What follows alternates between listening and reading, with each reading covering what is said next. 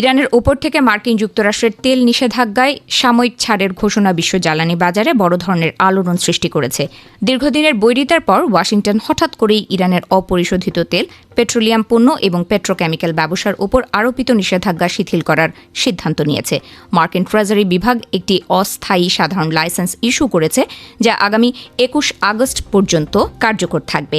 এই সময়ের মধ্যে ইরানের তেল উৎপাদন, বিক্রি, সরবরাহ এবং আমদানির ক্ষেত্রে মার্কিন নিষেধাজ্ঞাগুলো কার্যকর হবে না। এমনকি এই লেনদেনের সাথে যুক্ত শিপিং, বিমা এবং ব্যাংকিং পরিষেবার ওপরও নিষেধাজ্ঞা শিথিল করা হয়েছে। এই নাটকীয় নীতি পরিবর্তনের পেছনে মূল কারণ হল ইরানের সাথে নতুন করে শুরু হওয়া কূটনৈতিক আলোচনা এবং আন্তর্জাতিক আণবিক শক্তি সংস্থা IAEA এর পরিদর্শকদের ইরানি পরমাণু স্থাপনায় প্রবেশের অনুমতি দেওয়ার সিদ্ধান্ত। এটিকে ওয়াশিংটন এবং তেহরানের মধ্যে আস্থার একটি বড় পদক্ষেপ হিসেবে দেখা হচ্ছে। যদিও এই ছাড় কেবল ৬০ দিনের জন্য, তবে আন্তর্জাতিক বাজারে এটি একটি ইতিবাচক সংকেত হিসেবে কাজ করছে। সংবাদটি প্রচার হওয়ার পরপরই বিশ্ববাজারে তেলের দাম কিছুটা নিম্নমুখী হয়েছে, কারণ ব্যবসায়ীরা বাজারে নতুন করে ইরানের তেলের সরবরাহ আসার সম্ভাবনা দেখছেন।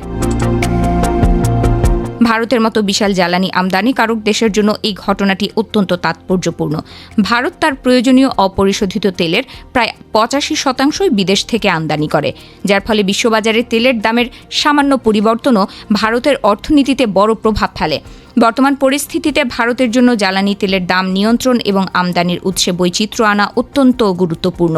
বিশ্ববাজারে ইরানের তেলের উপস্থিতি বৃদ্ধি পেলে ভারতের দর কষাকষির সক্ষমতা আরও বাড়বে বলে মনে করছেন বিশেষজ্ঞরা। গত কয়েক বছরে ভারতের তেল আমদানির ধরনে ব্যাপক পরিবর্তন এসেছে। রাশিয়া ইউক্রেন যুদ্ধের পর ভারত রাশিয়ার কাছ থেকে ব্যাপক হারে ছাড়ি মূল্যে তেল কিনেছে এবং বর্তমানে রাশিয়া ভারতের বৃহত্তম তেল সরবরাহকারী দেশ। একই সঙ্গে সৌদি আরব, ইরাক এবং সংযুক্ত আরব আমিরাতের মতো পারস্য উপসাগরীয় দেশগুলোর ওপর ভারতের নির্ভরতা রয়ে গেছে। এই ভৌগোলিক অবস্থানের কারণে মধ্যপ্রাচ্যে উত্তেজনা দেখা দিলে ভারতের জ্বালানি নিরাপত্তা ঝুঁকির মুখে পড়ে। এমতাবস্থায় ইরানের সাথে নতুন করে যোগাযোগের পথ উন্মোচিত হওয়া ভারতকে এক নতুন বিকল্পের সুযোগ দিচ্ছে। ঐতিহাসিকভাবে ভারত এবং ইরানের মধ্যে জ্বালানি বাণিজ্যের একটি গভীর সম্পর্ক ছিল। ২০১৮ সালে মার্কিন নিষেধাজ্ঞা পুনরায় আরোপ হওয়ার আগ পর্যন্ত ইরান ছিল ভারতের অন্যতম প্রধান তেল সরবরাহকারী দেশ। ভারতের শোধনাগারগুলো ইরানের তেলকে পছন্দ করত, কারণ এর দাম তুলনামূলক কম ছিল এবং ইরান অনুকূল ক্রেডিট শর্তসহ যাতায়াত খরচ কমানোর সুবিধাও দিত।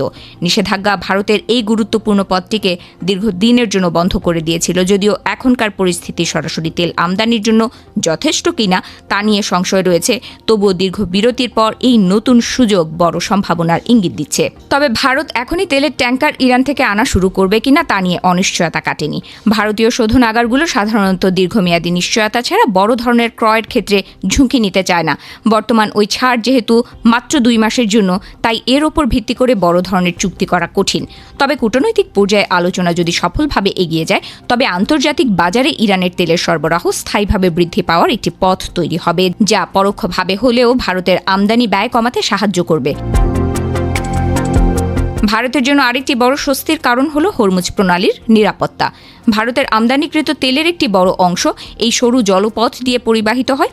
গত কয়েক মাসে এই অঞ্চলে সৃষ্ট উত্তেজনার ফলে সরবরাহ ব্যবস্থা বিঘ্নিত হওয়ার আশঙ্কা তৈরি হয়েছিল। মার্কিন ইরান সমঝোতায় সামুদ্রিক নিরাপত্তা এবং জাহাজ চলাচলের অবাধ স্বাধীনতার যে প্রতিশ্রুতি দেওয়া হয়েছে, তা ভারতের জ্বালানি নিরাপত্তা নিশ্চিত করার ক্ষেত্রে বড় ভূমিকা রাখবে। হরমুজ প্রণালী নিরাপদ থাকলে তেলের দাম স্থিতিশীল থাকবে, যা ভারতের অর্থনীতির জন্য ইতিবাচক।